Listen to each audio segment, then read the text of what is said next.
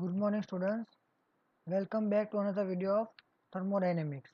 આપણો સબ્જેક્ટ છે diploma mechanical એન્જિનિયરિંગના થર્ડ સેમેસ્ટરમાં થર્મોડાયનેમિક્સ. અને લાસ્ટ લેક્ચરની વાત કરીએ તો લાસ્ટ લેક્ચરમાં આપણે જોઈ ગયા હતા કે આપણું ચેપ્ટર નંબર 5 છે થર્મોડાયનેમિક સાયકલ્સ એ આપણે સ્ટાર્ટ કર્યું હતું.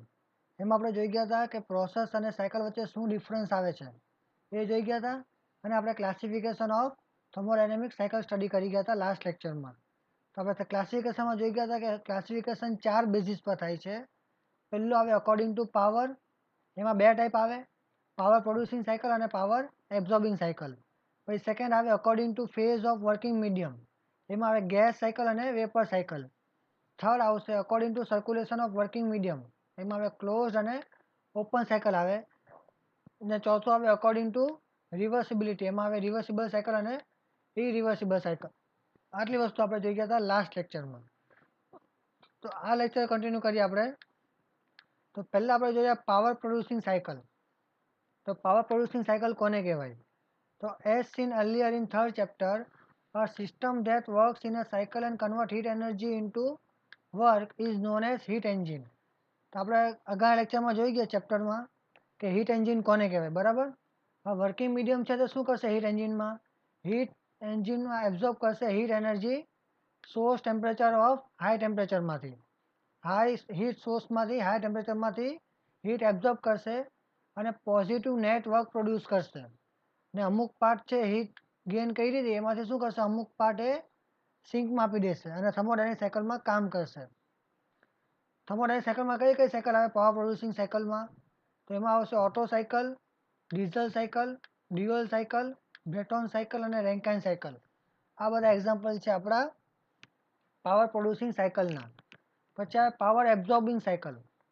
તો આપણે જેમ અગાઉ ચેપ્ટરમાં જોઈ ગયા હતા ફોર્થ ચેપ્ટરમાં, તો એક સાયકલ સિસ્ટમ કે જે શું કરશે, રિજેક્ટ કરશે હીટ હાઈ ટેમ્પરેચર રિઝર્વરમાં, જ્યારે કે લો ટેમ્પરેચરમાંથી એબ્ઝોર્બ કરશે અને બહારથી કોઈ એક્સટર્નલ વર્કનું યુઝ કરશે. એને કહેવાય આપણે રેફ્રિજરેટર કાં પછી હીટ પંપ. હવે આ વસ્તુ પર જે કામ કરે છે એને કહેવાય આપણું પાવર એબ્ઝોર્બિંગ સાયકલ. હવે બધી જે રિવર્સ સાયકલ છે બધી કઈ આવે? પાવર એબ્ઝોર્બિંગ સાયકલમાં આવે, જેમ કે reverse Carnot cycle, reverse Brayton cycle, એને બેલ કોમન સાયકલ પણ કહેવાય. આ બધા એક્ઝામ્પલ છે આપણા પાવર એબ્ઝોર્બિંગ સાયકલ્સના જે આપણે લાસ્ટ લેક્ચરમાં સ્ટડી કરી ગયા હતા.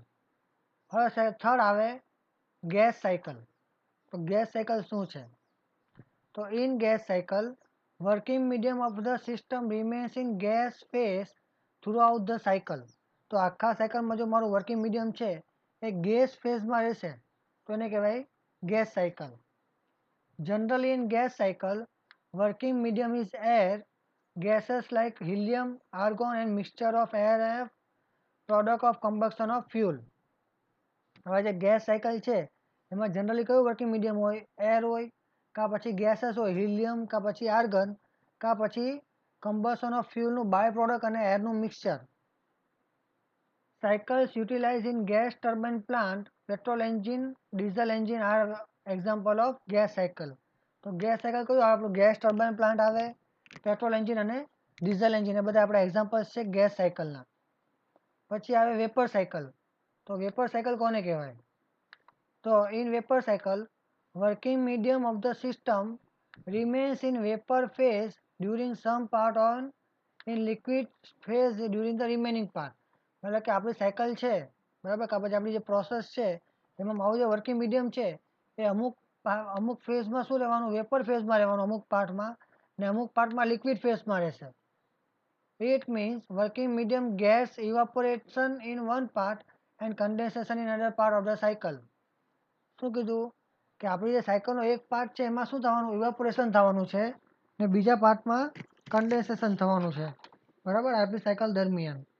તો cycles of steam power plant and domestic refrigerator are example of vapour cycle. તો વેપર સાયકલના એક્ઝામ્પલ કયા કયા છે? તો સ્ટીમ પાવર પ્લાન્ટ અને આપણું ડોમેસ્ટિક રેફ્રિજરેટર. સમજ પડી ગઈ ગેસ અને વેપર સાયકલમાં. પછી આવશે આપણું ક્લોઝ સાયકલ.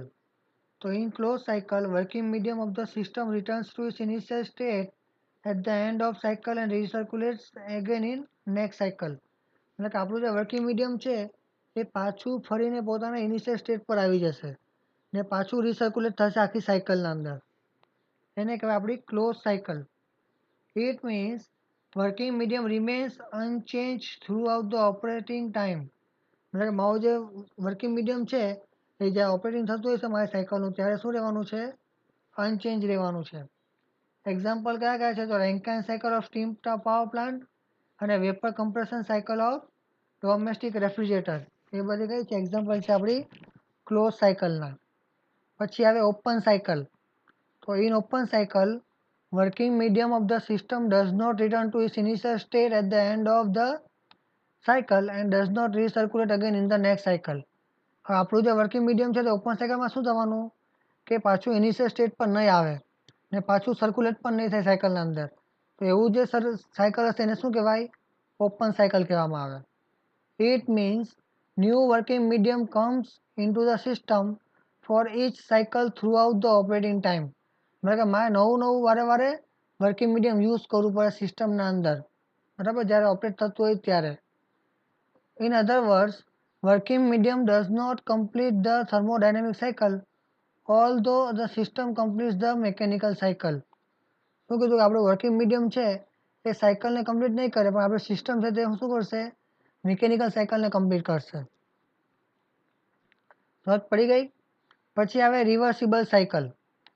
તો all process involve in reversible cycle are reversible process. તો રિવર્સિબલ સાયકલમાં જેટલા બી પ્રોસેસ થવાના છે બધા કયા થવાના છે? રિવર્સિબલ પ્રોસેસ થવાના છે. This type of cycle can give highest thermal efficiency compared to other cycles while operating between the same temperature. Carnot cycle is example of reversible cycle. Reversible સાયકલનો એક્ઝામ્પલ કયો છે આપણો? Carnot cycle. જે reversible cycle છે એની efficiency બીજી બધી cycles કરતાં વધારે મળે જ્યારે સેમ ટેમ્પરેચરમાં કામ કરતું હોય ત્યારે. પછી આવશે ઇરિવર્સિબલ સાયકલ. તો all process involve in irreversible cycle are not reversible process. તો ઇરિવર્સિબલ સાયકલમાં જેટલા બી પ્રોસેસ થવાના છે બધા કયા થવાના છે? નોટ રિવર્સિબલ પ્રોસેસ થવાના છે. All real cycles are irreversible cycle. જેટલી બી રિયલ સાયકલ છે એ બધી કઈ છે? ઇરિવર્સિબલ સાયકલ છે. But for simplification in thermodynamic analysis we assume real cycles as internally reversible cycle. હવે જો થર્મોડાયનેમિક એનાલિસિસ આપણે સિમ્પલ બનાવવા માટે શું કરવાના છે? આપણી જે બધી ઇરિવર્સિબલ સાયકલ્સ છે એને આપણે શું કરશું? અઝ્યુમ કરશું કે બધી સાયકલ કઈ છે? ઇન્ટરનલી રિવર્સિબલ સાયકલ છે. This is they may involve irreversibility externally to the system. We know such cycles is as ideal cycle. હવે એવી બી જેટલી સાયકલ છે બધી કઈ કહેવાય? આઈડિયલ સાયકલ ગણવામાં આવે છે. Therefore, thermal efficiency of an ideal cycle is less than that of the totally reversible cycle. તો ટોટલી રિવર્સિબલ સાયકલ એના કરતાં આપણે થર્મલ એફિશિયન્સી શું મળવાની છે? ઓછી મળવાની છે. એના એક્ઝામ્પલ્સ કયા કયા આવશે? Auto cycle, diesel cycle, dual cycle. આ બધા શું છે? આપણા ઇરિવર્સિબલ સાયકલ્સના એક્ઝામ્પલ છે. સમજ પડી ગઈ ક્લાસિફિકેશન ઓફ થર્મોડાયનેમિક સાયકલ્સમાં. પછી આપણે જોવાના છે concept of air standard cycle. તો એર સ્ટાન્ડર્ડ સાયકલનો કોન્સેપ્ટ શું છે? તો in gas cycle the working medium of the system remains in gas phase through out the cycle. Heat engine like petrol engine, diesel engine, open cycle, gas turbine plant, etc. are working on gas cycle. In all above heat engine, heat energy is provided by combustion of fuel inside the system boundary in presence of atmospheric air. So they are known as internal combustion engine. હવે concept of air standard cycle આપણે શું વાત કર્યા?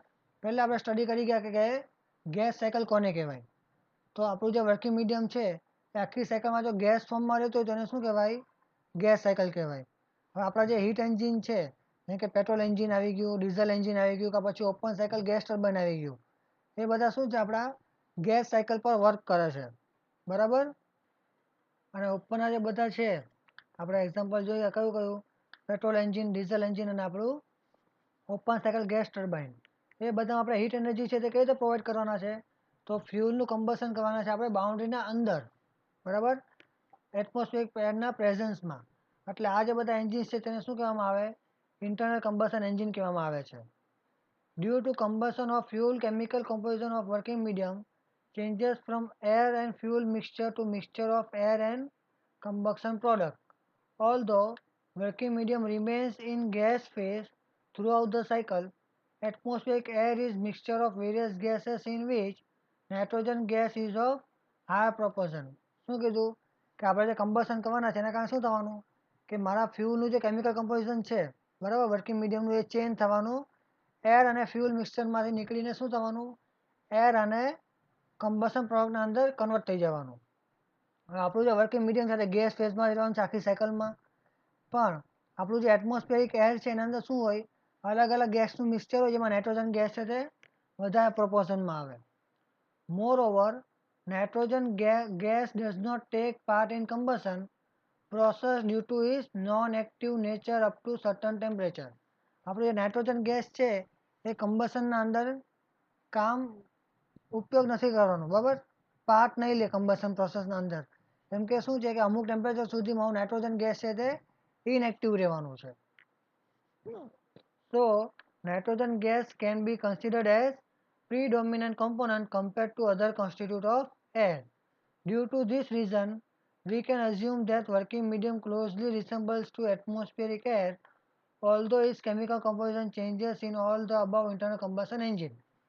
હવે આપણું જે atmospheric air છે air એમાં જે બધાથી વધારે કમ્પોનન્ટ કયો છે આપણું નાઇટ્રોજનનો છે, એટલે આપણે શું કરશું એને કોન્સ્ટિટ્યુટ આપણે એર તરીકે લઈ લેશું બરાબર ને, એનું કોન્સ્ટિટ્યુટ કર્યું છે વધારે છે બીજા બધા કમ્પોનન્ટ કરતાં, એના પરથી આપણે અઝ્યુમ કરશું કે આપણું જે વર્કિંગ મીડિયમ છે એ એટમોસ્ફિયરિક એર જેટલું જ છે અને એનું કેમિકલ કમ્પોઝિશન છે એ ઉપર ચેન્જ થવાનું છે બધા જ ઇન્ટરનલ કમ્બશન એન્જિનના અંદર. Even though all above internal combustion engines operate on mechanical cycle, the piston returns to its initial position at the end of each revolution of crank. The working medium does not return to its initial state at the end of the cycle and does not recirculate again and again. હવે આપણે જો ઉપરનું જે internal combustion engine છે એ બધા mechanical cycle પર કામ કરે છે કે જેમાં મારું વર્કિંગ મીડિયમ છે એ પાછું એને ઇનિશિયલ સ્ટેટ પર નહીં આવશે અને પાછું સાયકલમાં વારે ને વારે રીસર્ક્યુલેટ નહીં થાય. It is exhausted from the system at some point of thermodynamic cycle. Thus, all above internal combustion engines operate on open thermodynamic cycle. હવે ઉપર જેટલી બી થર્મોડાયનેમિક સાયકલ છે એ બધી ઓપન થર્મોડાયનેમિક સાયકલ પર ડિપેન્ડ કરે છે અને રન કરે છે. Working on an open thermodynamic cycle and on closed mechanical cycle is the characteristics of all internal combustion engine.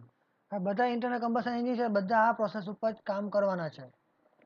In short, due to above reason and other factors like friction, acceleration, loss of heat to cooling medium, variable specific heat, etc., actual gas cycle of internal combustion engine becomes complex. For simplicity of thermodynamic analysis, we assume following assumptions considering air as working medium throughout the cycle. ચલો હવે આપણે જોઈ ગયા. હવે એમાં શું થાય કે આપણે ફ્રિક્શનને ધ્યાનમાં રાખીએ, એક્સિલરેશનને ધ્યાનમાં રાખીએ, પછી આપણે હીટનો જે લોસ થાય છે કુલિંગ મીડિયમમાં એનું ધ્યાન રાખીએ, પછી વેરિયેબલ સ્પેસિફિક હીટ છે. હવે એ બધું ધ્યાનમાં રાખીએ તો આપણે શું થઈ જાય આપણો ઇન્ટરનલ કમ્બશન એન્જિન છે એનું સ્ટડી કરવાનું શું થઈ જાય કોમ્પ્લેક્સ થઈ જાય. તો એને સિમ્પલ કરવા માટે શું કરશું આપણે અમુક અઝમ્પશન લેવાના છે. એમાં આપણે નીચે આપેલા છે. ફર્સ્ટ છે the working medium is air. શું કીધું આપણું વર્કિંગ મીડિયમ એર છે ને શું થવાનું છે આઈડિયલ ગેસ તરીકે આપણને બિહેવ કરવાનું છે. એ આપણું ફર્સ્ટ અઝમ્પશન છે. સેકન્ડ અઝમ્પશન છે the amount of working medium circulating in the cycle remains constant and achieves its initial state at the end of the cycle. આપણે શું અઝ્યુમ કરવાના છે કે આપણું વર્કિંગ મીડિયમ છે એ કોન્સ્ટન્ટ રહેવાનું છે આખા સાયકલમાં ને પાછું ઇનિશિયલ સ્ટેટમાં આવી જશે સાયકલ એન્ડ થાય ત્યારે. થર્ડ છે combustion process behaves like heat addition from constant temperature heat source. આપણે જે combustion process છે એમાં શું થવાનું છે હીટ એડિશન થવાનું છે કોન્સ્ટન્ટ હીટ ટેમ્પરેચર સોર્સમાંથી. Exhaust process behaves like heat rejection at constant temperature heat sink. ને એક્ઝોસ્ટ પ્રોસેસ છે તેમાં શું થવાનું છે આપણું હીટ રિજેક્શન થવાનું છે કોન્સ્ટન્ટ ટેમ્પરેચર હીટ સિંકના અંદર. Specific heat of working medium remain constant through out the cycle. આપણે જે સ્પેસિફિક હીટ છે વર્કિંગ મીડિયમની એ શું રહેવાની છે? કોન્સ્ટન્ટ રહેવાની છે. ને બધા પ્રોસેસ કયા છે? ઇન્ટરનલી રિવર્સિબલ છે નેચરમાં, મારા બધા પ્રોસેસ સાયકલના અંદરના. આ આપણા અઝમ્પશન્સ છે આપણી થર્મોડાયનેમિક એનાલિસિસ માટેના. This type of consideration is known as concept of air standard cycle. આપણે જે બધા અઝમ્પશન કર્યા ઉપર એ બધા શું કહેવાય? આપણા કોન્સેપ્ટ કહેવાય એર સ્ટાન્ડર્ડ સાયકલ માટેના. Results obtained from N standard cycle are far from actual cycles of internal combustion engine, but this method of analysis gives indication of relative effect of the basis variable like compression ratio, cutoff ratio. હવે આપણને જે બધી value મળે છે, result મળવાના છે આપણી air standard સાયકલમાંથી, એ આપણી એકચ્યુઅલ સાયકલ કરતાં અલગ જ આવવાના છે ઇન્ટરનલ કમ્બશન એન્જિન માટેના. પણ આના પરથી આપણે જે મેથડ છે એનાલિસિસનું, એના પરથી આપણને ઇન્ડિકેશન મળી જાય આપણા ઇફેક્ટમાં જે વેરિયેબલ્સ ચેન્જ કરવાના છે એના કારણે. જેમ કે આપણે કટ ઓફ રેશિયો ચેન્જ કર્યો, કમ્પ્રેસર રેશિયો ચેન્જ કર્યો, તો આપણને કયું ઇફેક્ટ જોવા મળે આપણને ખબર પડી જાય એર સ્ટાન્ડર્ડ સાયકલ ઉપરથી. It is useful for comparison of performance of various heat engine. તો અલગ અલગ હીટ એન્જિનનું આપણે પરફોર્મન્સ જો ચેક કરવું અને કમ્પેર કરવું હોય એના માટે આપણે એર સ્ટાન્ડર્ડ સાયકલનો યુઝ કરી શકીએ છીએ. આ તો આપણું આજનો લેક્ચર એર સ્ટાન્ડર્ડ સાયકલ ઉપર અને ક્લાસિફિકેશન ઓફ થર્મોડાયનેમિક સાયકલ ઉપર. આમાં કોઈને બી કોઈ બી ડાઉટ હોય કે પ્રોબ્લેમ હોય મને કોન્ટેક્ટ કરી શકે છે, મેસેજ કરી શકે છે, કોલ કરી શકે છે, કાં પછી કોમેન્ટ સેક્શનમાં કોમેન્ટ કરી શકે છે. આ વિડીયોને લાઇક અને શેર કરો, ચેનલને સબસ્ક્રાઈબ કરો. Thank you for watching this video.